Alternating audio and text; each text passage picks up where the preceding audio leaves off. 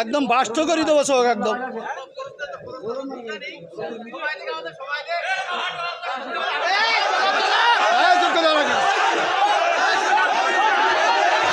আলেমদের এই ইখতিলাফ এটা এখন শুধু না, বিশ্বনবী সাল্লাল্লাহু আলাইহি সাল্লামের সাহাবীদের যুগেও ইখতিলাফ ছিল।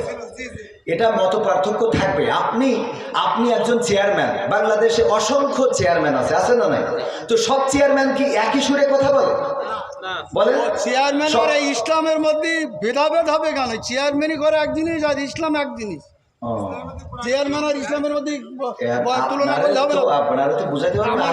আমি যদি বলি, যেমন আপনি একজন আলহাজ মানুষ, দেখেন আপনি সব বাদ দেন, ইসলামের বেসিক কিছু নিয়মের সাথে ইসলামের কোনো সম্পর্ক নেই। আচ্ছা, ইসলামের তো আপনি হজটা করেছেন, তাই না?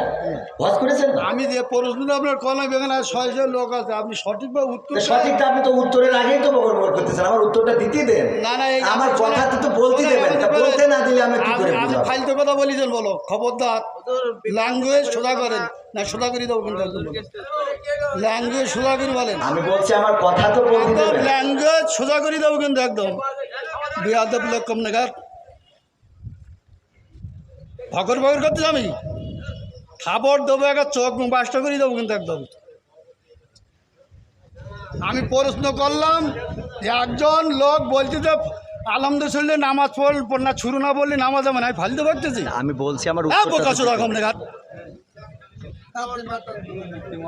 কোন জায়গায় কি বলতে জানি যাই, বুকাতে কি লেগে পড়ে জানি যাই। বিয়াদব কম নাগাদ।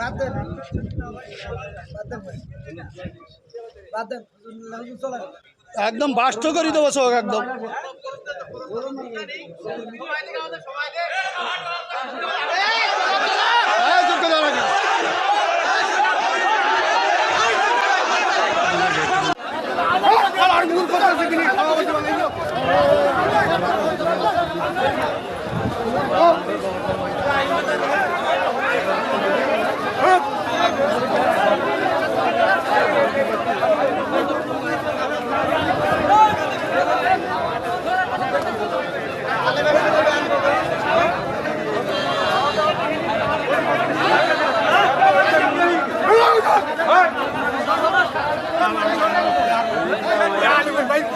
কি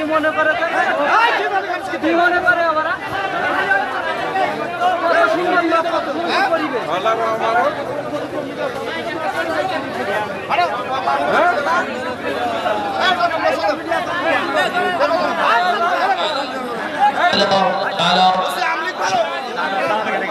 হ্যালো,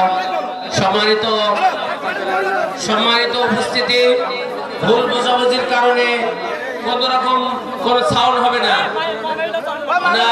হুজুর আলোচনা করেছেন,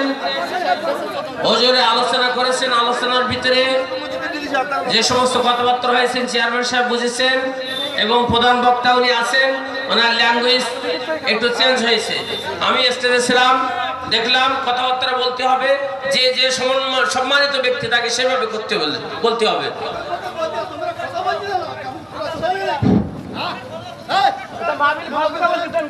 চেয়ারম্যান সাহেব শালীনভাবে একটা কথা বলেছেন,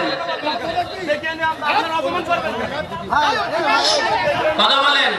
চেয়ারম্যান সাহেব বিভিন্ন মঞ্চে কথা বলেন, তো এরকম তো কোনো বক্তা সাহেবের উপর কথা বলেনি, কোনো খারাপ ভাষা বলেনি। আমি মাহফিলের পরিচালক, আমি শুনতেছি, আমি উল্টা পাল্টা বললেই তাকে আমি ধরতাম।